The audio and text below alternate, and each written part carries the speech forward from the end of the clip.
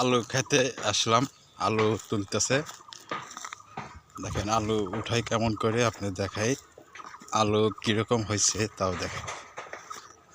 কাকা আলু কিরকম হইলো?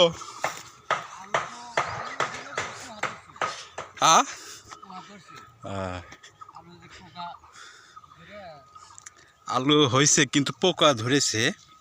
আলু এই যে কাকা নষ্ট হয়ে গেল। আলু হয়েছে কিন্তু আলু পোকা ধরে নষ্ট হয়ে যাচ্ছে। আলু তুলতেছে কেমন করে দেখায় আপনাদের। আমি অন্য অন্য জায়গায় দেখলাম নাঙ্গল দিয়ে না ভিতর দিয়ে দেয়, বাইলছে আমার তলে।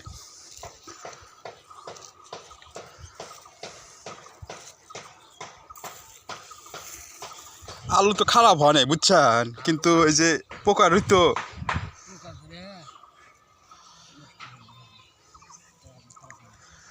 সবগুলাতে এই যে এই আলুটা কত বড়, আলুটা পোকা ধরে নষ্ট হয়ে গেছে, তাহলে তার কত ক্ষতি হয়ে গেল।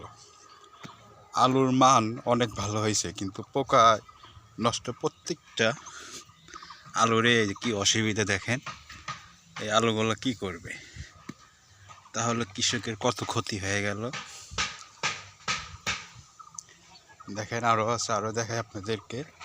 খালি ওইটুকু দেখাইলাম তা না, এইটা তো দেখেন উঠায় রাখছে, এখানে নষ্ট হয়ে গেছে এই যে পোকা।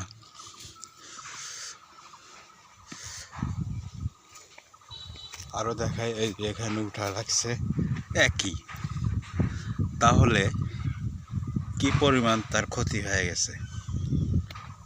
চালান উঠবে কি, যে টাকা খরচ হয়েছে তার চেয়ে বেশি।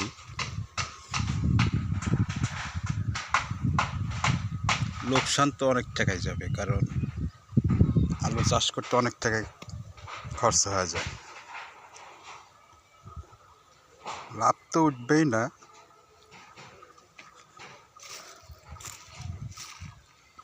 তিন ভাগের এক ভাগই উঠানো ঝামেলা। এই যে এখানেও দেখেন কত বড় আলু নষ্ট হয়ে আছে। আরও জমি আছে, অনেকখানি উঠাতে হবে।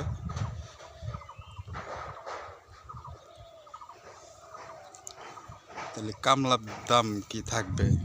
একটা কামলার দাম 500 টাকা।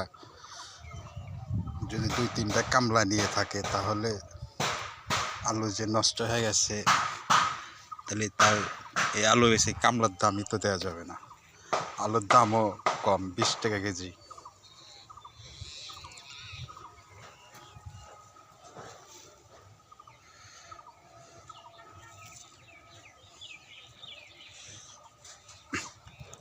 ঠিক তাহলে আলু লাগাইছিলেন বুঝছেন, কিন্তু ওই যে পোকাটাই খাইলো। সবগুলো একই, লস খেয়ে গেলেন 25 টাকা। তা কত টাকা খরচ হয়েছে? 1000 বেশি। 20,000 টাকা তোলা কঠিন। নষ্ট যদি না হইলে নি বুঝছা, তাহলে হয়।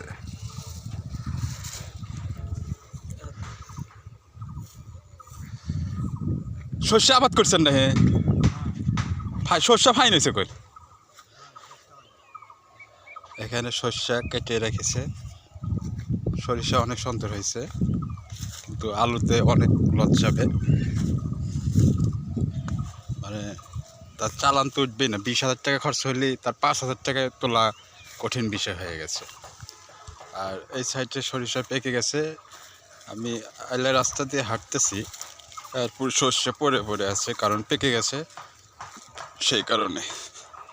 আর সরিষা তোলা শুরু হয়ে গেছে।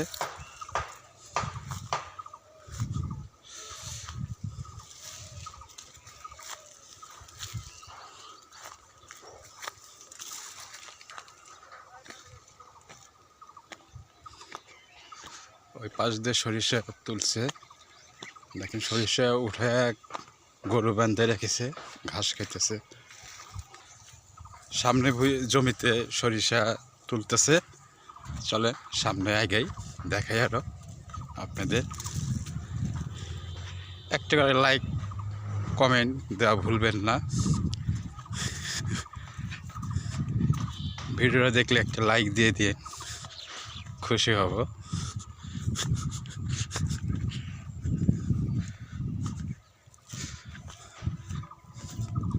এই যে পাশে চরের ভিতরে সরিষা উঠে একটা পালা দিয়ে রাখছে, কত সুন্দরভাবে পালা দিয়েছে আপনাদের দেখাই।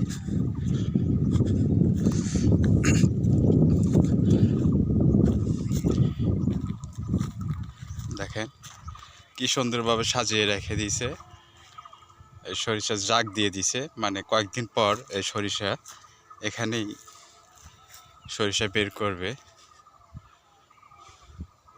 এখানেও রাখছে দেখেন, তার বাড়িতে কেউ নিয়ে যায় না, এই চড়ার ভিতরেই রেখে দিছে, জাগ দিতে দিছে।